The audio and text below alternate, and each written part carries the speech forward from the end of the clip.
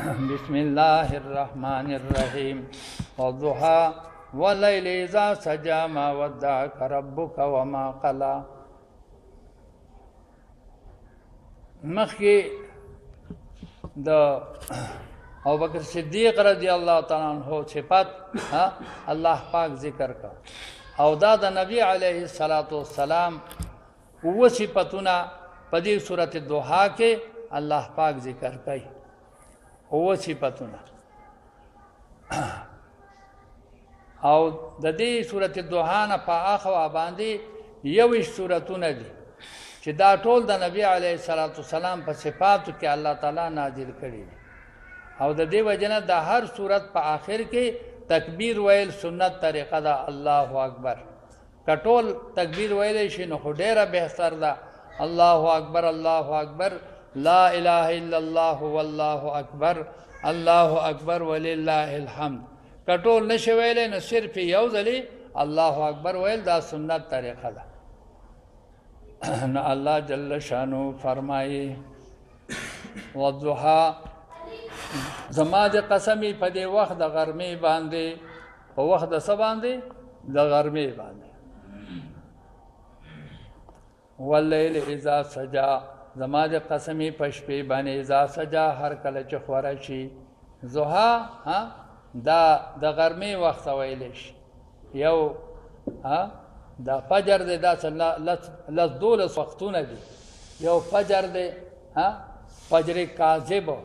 بیا ورپسې څه دی فجر صادق دی بیا ورپسې غلس دی غلس او دا چې کله تیاره غونته کېږي په دې تیاره کې لمونځ کول څه دي مکروه دي که نه دا د چا مذهب دی د ابو حنیفه رحمت الله علیه مذهب دی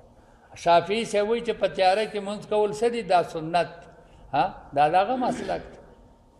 او نو غلس دی په غلس پسې بیا چې کم دی نو اسفار دی اسفرو بالفجر فانه اعظم للاجر دغه څلورم وخت شو پنځم وخت بیا شرق دی او شپږم وخت بیا اشراق دی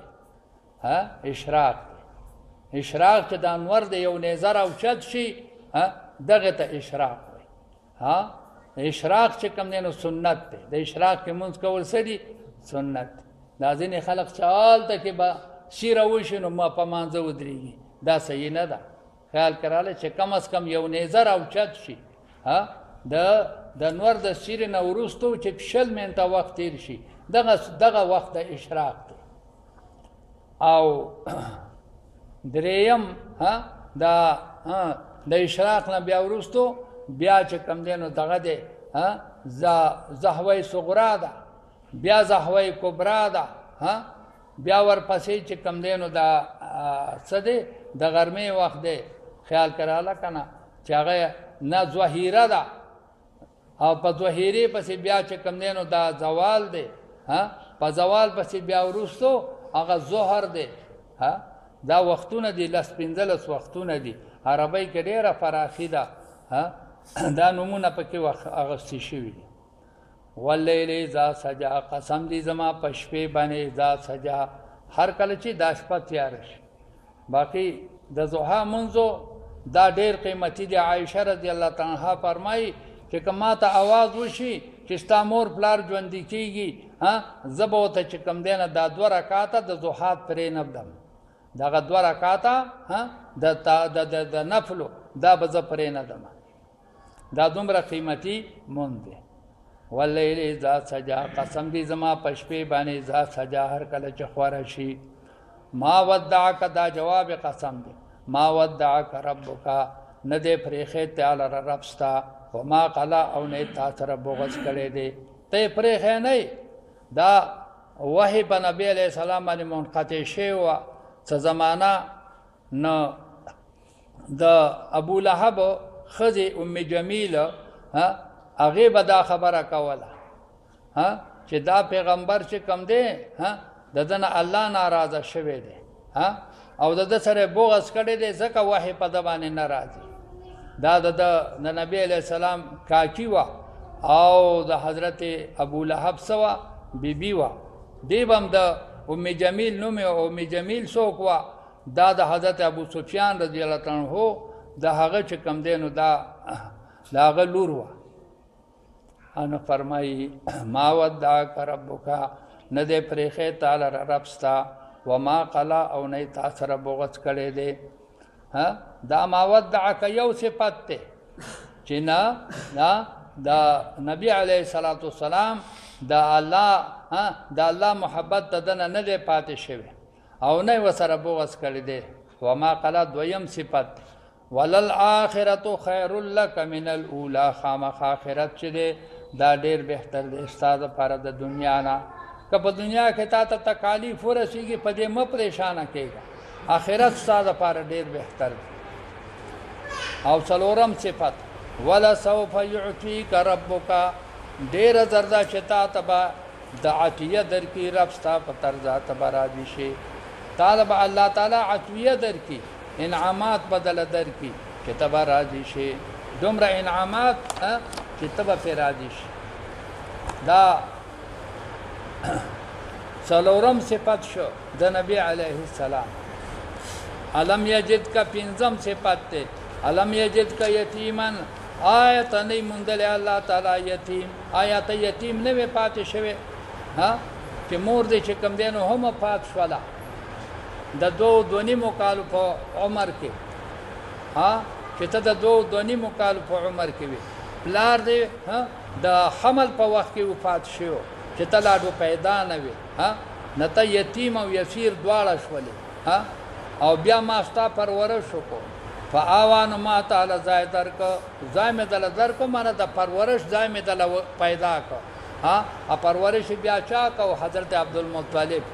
چې نیکه د نبی علیه السلام د شپږو کالو په عمر کې هغه هم لاړ شه، هغه پرورش لاړ شه. بیا پرورش چا ته حواله شو؟ حضرت ابو طالب صاحب ته. یو کم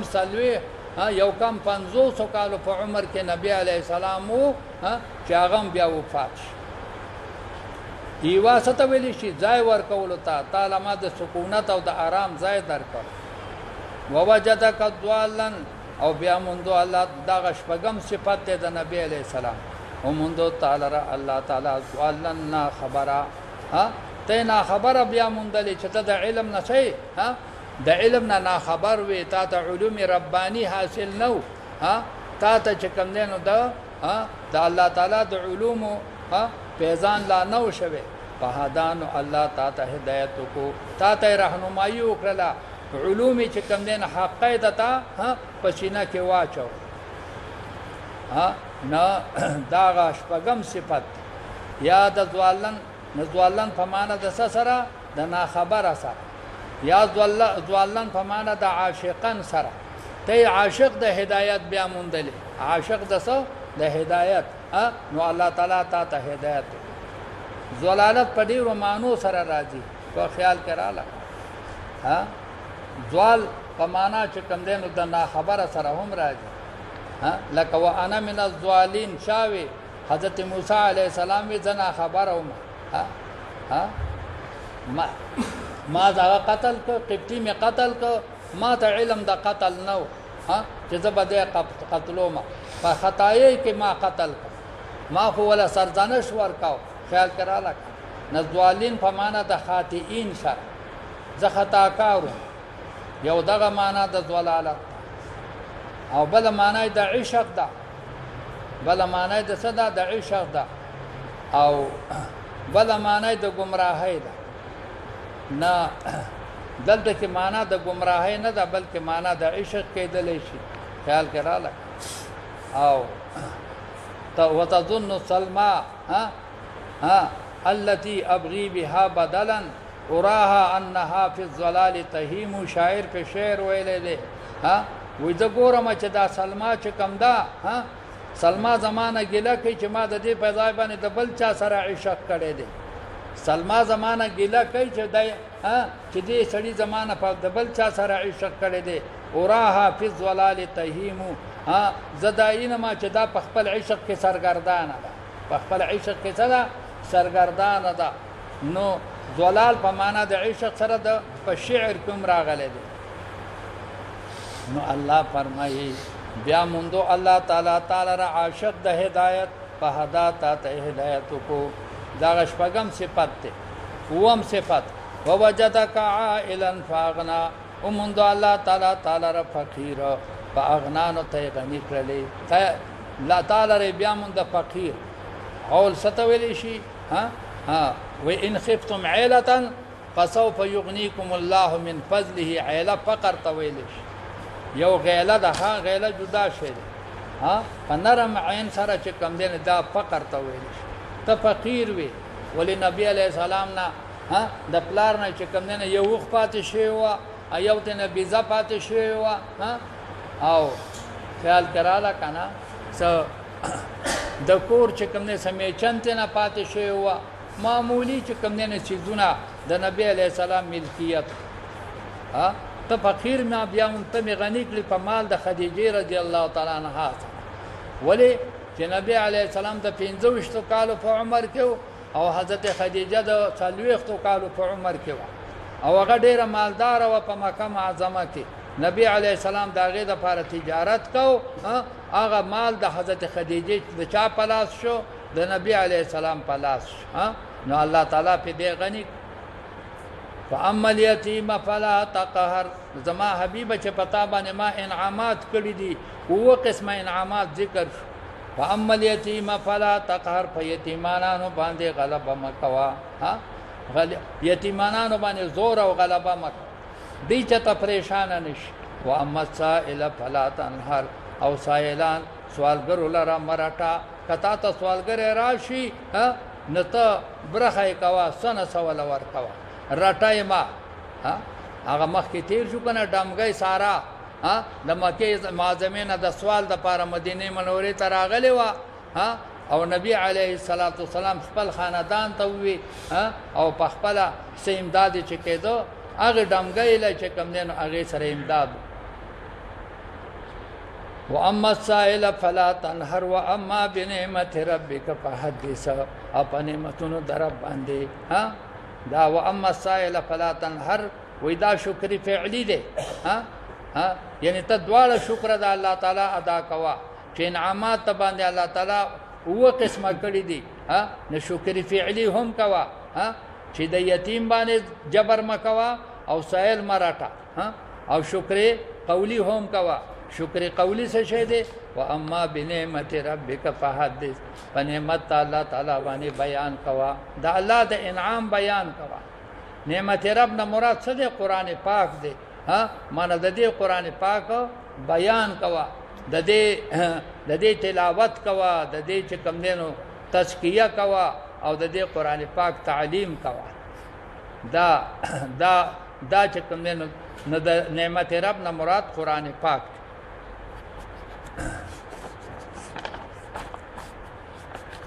بسم الله الرحمن الرحیم الم نشرح لك صدرك ووضعنا عنك وزرك دا مخکم د نبی علیہ السلام صفات او دام د نبی کریم صلی الله علیه وسلم صفات او دام د نبی علیہ السلام بیان صفات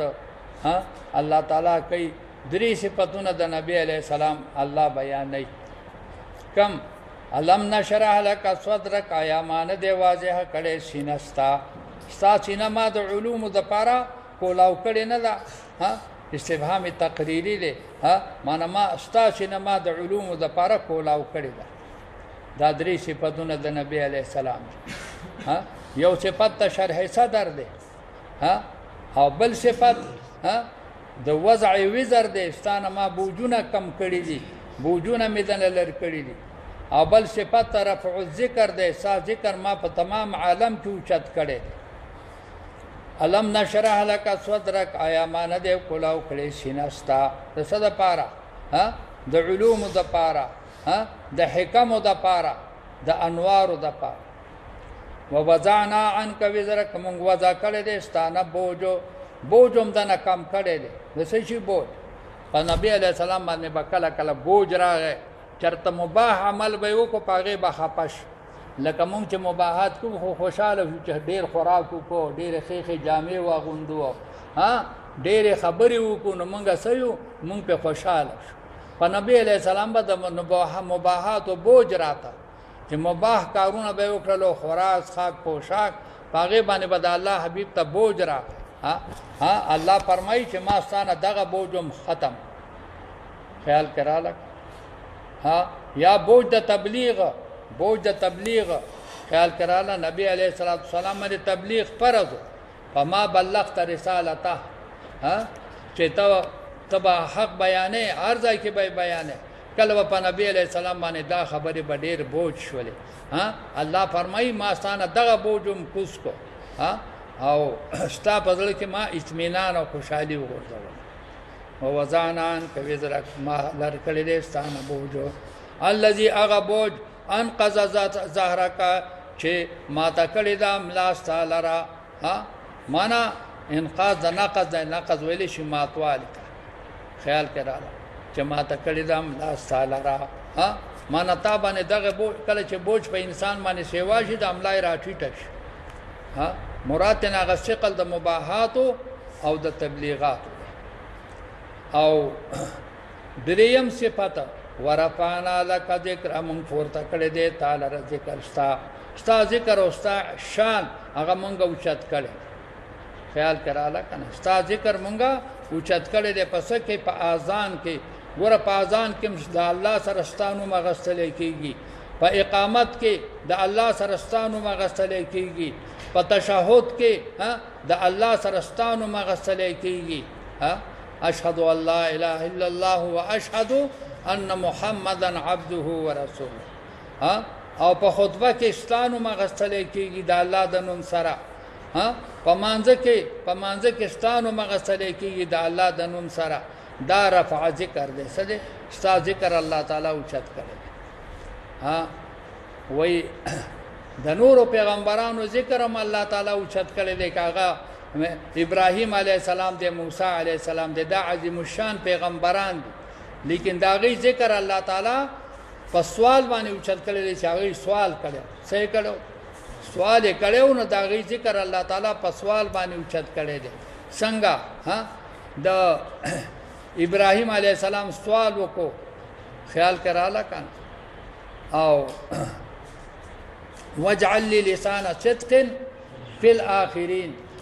خدایا په دې ورستو امتونو کې زما ذکر خیر پیدا کړي دا ابراهیم علیه السلام سوال وکړو نو په مانځه کې مونږه د ابراهیم علیه السلام نو مخلوق دا ولې ځکه ابراهیم علیه السلام سوال کړو چې خدایا په ورستو امتونو کې زما ذکر خیر پیدا کړي نه دا غي ذکر خیر پس د سوال نورستو پیدا شوه دي ادارنګ د موسی علیه السلام هم سوال کړي وي رب اشرح لي صدري ويسر لي امري واحلل عقدة من لساني يفقهوا قولي چا سوال کو موسی علیه السلام یو خدایا زما سینه کولاو کې رب اشرح لي صدري ويسر لي امري د دین کار را ته آسان کې واحلل عقدة من لساني او زما د جبه دا غوټه پرانځي دا دعاګانې چا غوښتلې وي هغه موسی علیه السلام غوښتلې او نبی علیه السلام ته دا شرح صدر او وضع وزر او رفع ذکر دا بغیر د سوال نه الله تعالی ورکړي علم نشرح لك زما پیغمبرانه ګوري ستا شرح صدر معنی دې کړي ستانه می بوجونه کم کړي نه دي ستا ذکر می اوچت کړي نه دي نو د نبی علیہ السلام شان دا د ابراهیم علیہ السلام نه لوی دی او د نبی علیہ السلام شان د موسی علیہ السلام نه هم لوی دی او ولی دله دا درې صفاتونه بغیر د سوال نه الله ورکړي دي او دغه پیغمبرانو تک الله دا صفاتونه ورکړي دي دا درې واړه دا بعد السوال ولا ورکړي دي نو د دینه معلومه شوله چې نبی علیہ السلام څه دی سید المرسلین دی او هغه د ټولو نه په شان کې څه دی هغه سیوا فإن مع العسر يسرا اذا ما پیغمبره بشکا د سختۍ نه ورسو اسانی دا پتا باندې به سختی راځي خو اسانی به ور سره ان مع العسر يسرا بشکا سره د سختۍ نه اسانی دا فاذا فرغت فانصب سره د سختۍ نه صدا اسانی دا هغه شاعر مې کنا اذا اشتدت بكل بلوا اذا اشتدت بكل بلوا ففكر في ألم نشرح فإن العسر يسرين إذا فكرته فافرح دا شعر د چا دی غالبا په دغه کې دی په دې شاشۍ کې دی کم ځای دی نه شاشې نور الانوار یو شی دی خو یو متن دی بل شرح ده اذا اشتدت بك البلوى ففكر في علم نشرح چې کله سختی د باندې ډېر شي ها بیا په علم نشرح کې سوچ کوه ها سختی د باندې راشي او ته فکرمن شي علم نشرح ته وګوره ها فإن العسر يسرين اذا فكرته فافرح دا هر سختۍ سره دوا ثاني وي دا هر سختۍ سره دوا ثاني وي ها چې کله په دې کې ته فکر وکې نو خوشاله شې نو مطلب دا دی پیغمبر چې پتا باندې به سختۍ راځي خدای سختۍ سره به دوا ثاني وي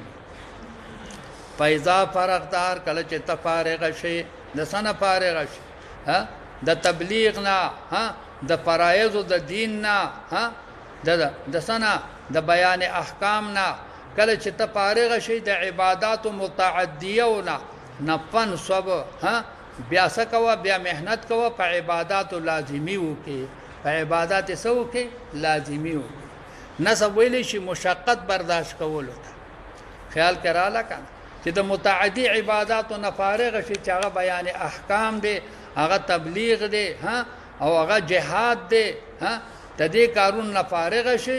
نبیا په خپل لازمی عبادتونو کې انفرادي عبادتونو کې بیا سوکا بیا ځان ستړی کا خیال کراله او بعضې مفسرینو پکې ډېره ښکلې ترجمه دام کړې ده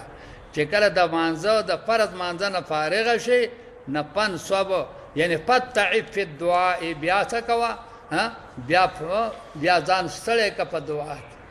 او یا ته د سنتو نه فارغ شي نه فتعب فی الدعاء دکه فراغت یو ناقص دی او فراغت کامل دی فراغت ناقص دا چې پوره فرض ادا کی او فراغت کامل دا چې ورسره سنتو ادا کی ورسره سنتو ادا کی ولی ځکه چې سنت مکملات د سنه دي سنت مکملات د فرایض نه دي چې ورسره سنتو ادا کینې بیا سوکا بیا فتعب فی الدعاء په دعا کې سکوا مشقت کوا ډیره په اخلاص سره دعا غواړه نه دعا د سنتو نو ورسره سشول د قران نه ثابته ده او دا صاحبان وی بدعت ته نه زنه پویګم بدعت خو شته وی چې داغه دلیل موجود نه د قران او د حدیث نه شدید بدعت څه وي دا د ځان نه دا خبره کوي خیال کراله کنه نو پن سب نسب څه ویل شي مشقت فی العبادت دا دواړه تفسیر مفسرینو کړي و الی ربک فرغب او خپل رب ته رغبت وکا رب ته چې کوم نه رغبت وکا پس کې په عبادتو کې او د الله ته توجه کوا یعنی استغفار کوا الله تعالی ته په هر وخت د رغبت نه مراد کمال استغفار او کمال عبادت فی الخلوت په خلوت کې الله تعالی ته توکا نهایت رغبت دا مخ کې جلوتو دا عبادت بدن عبادت متعدی او عبادت چې کوم دینو دا انفرادی دغه جلوتو او په خلوت کې د الله تعالی رغبت وکا یعنی په عبادتو کې ډېر مینه ظاهره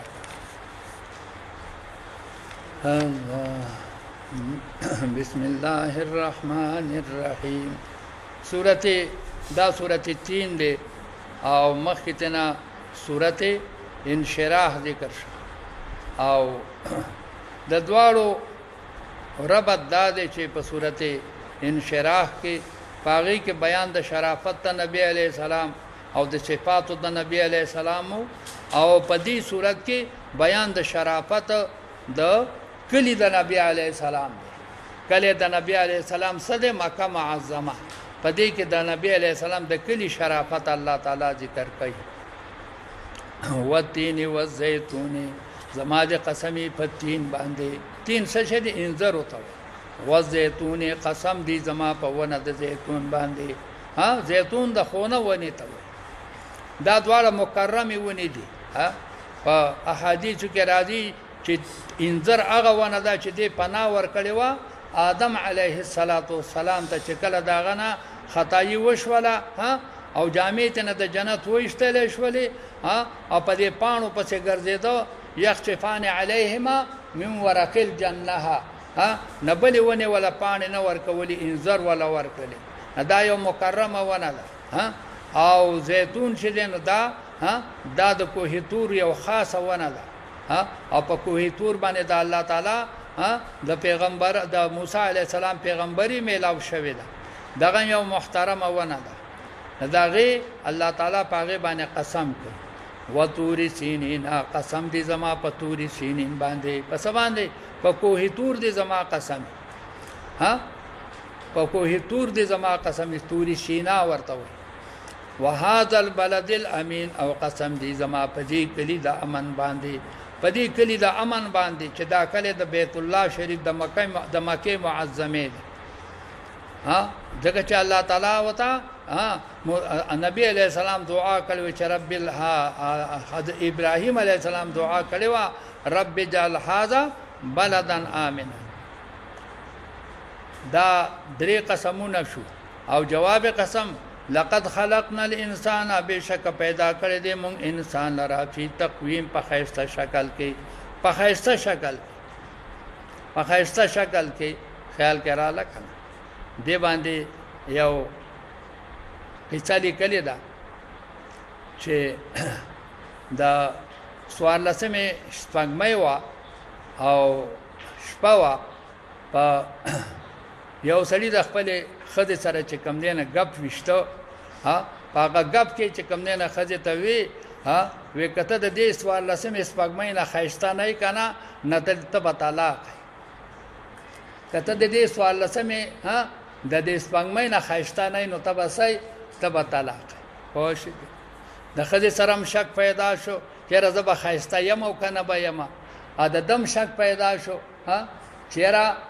دا رښتیا مې داسې وي کنه د روغ مې وي شک پیدا شو چیرې دا طلاق شولا کنه شولا اوس کدا خایسته بیا خو طلاق نه ده خو که خایسته نه بیا څه ده طلاق ده د منصور بادشاہي وا منصور دا د مهدی بالله چې کم نه پلار دی او مهدی بالله هغه د هارون الرشید پلار دی او هارون الرشید او امین الرشید او مامون الرشید دارونه د خلفای عباسیه نو دا صاحب چې کم دی نو د مامون دغه د منصور دربار ته چې کم نه راغې د مسلې د تپوس ته پاره دلته قاضیان صاحبان ناشتو او د مسله وړاندې کړله چې صاحب زه تپوس کوم د دې مسلې چې دا خزه طلاق ده او که طلاق نه ده وی علماو په کې خپل رائے چې کوم نه پیش کړل چاوي طلاق ده چاوي نه ده یو حنفي امام دغه عالم حنفي قاضي او هغه ته موجود هغه خاموش منصور ته نه تپوس کوي مولانا صاحب ته ولې خاموش هغه زما چې کوم نه هغه د زما فتوا خدا ده چې دا خزه چې کوم نه دا طلاق نه ده دا خدا طلاق نه ده وتا سره څه دلیل دی دا آیات کریمه په پیش کا چې انسان ما په خیسته شکل کې پیدا کړی دی دا د سپنګمې نام خیسته دی دا د انور نام خیسته دی او دا د سنا دا د ټولو اشکالو نسه دی خیسته دی خیال کړه ودا آیات په دلیل دی بس هغه فتوا قبول کړله اخذ د طلاق نسه شولا بچ شو بشک مون پیدا کړی انسان لرا فی احسن تقویم په ډیر خیسته شکل کې په خیسته ترکیب کې ثم رددنا او بیا مون واپس کړی دی انسان لرا اسفل السافلین ډیر چې کوم نه اسفل د سافلین ته هغه ډیر ضعیف شکل د ضعیف اشکال او تما واپس کړی دی خیال کړه چې هغه کې بیا به هیڅ اعمال نشي کولای هغه کې د اعمال بیان نشي کولای ځکه انسان خو باول کې ځواني او د ځوانۍ نه بیا پیر شي د پیر نه بیا چې کوم نه شیخ او حریم شي بیا د چې کوم نه داسې حال ته ورسیږي چې د نیک او د بد او د خراب تمیز ورو نشي کول بیا څه اعمال نشي کول الا الذين امنوا مگر هغه کسان چې ایمان راوړي دي او عملوا الصالحات او نیک اعمال کړی دي فلهم اجر غیر ممنون د دې لپاره اجر دی غیر مقطوع د دې لپاره اجر دی چې هغه کټ شوی نه دی اگر کدی بوډا شي اگر کدی ضعیف شي اگر کده د سوچ شي بدل شي اگر کده په استقامت سره اعمال نشي کوله د د لپاره اجر څه دی غیر ممنون دی احادیث کې راغلي دي یو سړی په ځوانۍ کې تلاوت کوي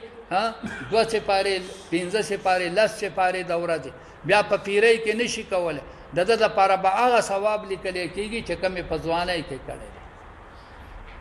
دا یو ترجمه ده او بل ترجمه ده بل ترجمه ده چې ثم رددناه اسفل السافلين بیا مون واپس کو دلرا هغه ډیر چې کوم نه ازل د ذلیلانو ته هغه موقع زمانه ته ورسو چې دې چې کوم دینو دا په خیرسته شکل کې پیدا شي خدای دې بد اعمال اختیار کړي دا بد اعمال نو د وجنه دې په فساقو کې په فجارو کې او دې په کافرینو په ظالمینو کې شمار شي خو الا الذين امنوا وعملوا الصالحات مگر هغه کسان چې ایمان راوړو او نیک اعمال وکړل د دې ګناهونو نه څه شو دی واپس شو توبه ویستله او عمل صالح شروع کو د اجر باسي ابد دایمن وی هغه بکټ فما يكذبك بعد بالدين ما يكذبك سشيتك مكذب ګرځي تعالی را بعد رسل دین بالدين په ورځ د قیامت باندې چې هر کله تا دومره احسانات پتا باندې الله تعالی وکړلو بیا ته ولې د قیامت ورځ نه سکے انکار سشه دې یو کذبک چې تعالی را مکذب ګرځي د بعد رسل دین بالدين په ورځ د قیامت باندې الیس الله باحکم الحاکمین آیا نه دی الله تعالی ډیر محکم د حاکمانو نه آیا دا الله تعالی چې کوم نه دا ډیر محکم نه دی د نور حاکمانو معنا د استفهام څه دی دې ته استفهامي تقریری دا یعنی الله تعالی احکام د حاکمین نه دی بلکې دین استفهامي تقریری خیال کړه او دغه کې راځي احادیث کې راځي چې څوک دا آیات چې کوم نه واوري چې الیس الله باحکم الحاکمین دې چې کوم دین فورا سوای الله احکم الحاکمین خدای پاک د ټولو حاکمانو نه څه دی هغه ډیر محکم د حاکمان نو دې د الله تعالی صفات چې کوم دین هغه دی هو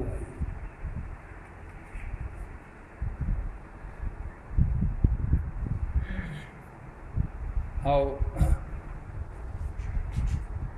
یو حدیث کې دا راغی وانا علی ذلک من الشاهدین چې زه په حاکمیت الله تعالی باندې سیما شاهد ما وې دا صورت چوي ور سره دا ټکه وای چې وانا علی ذلک من الشاهدین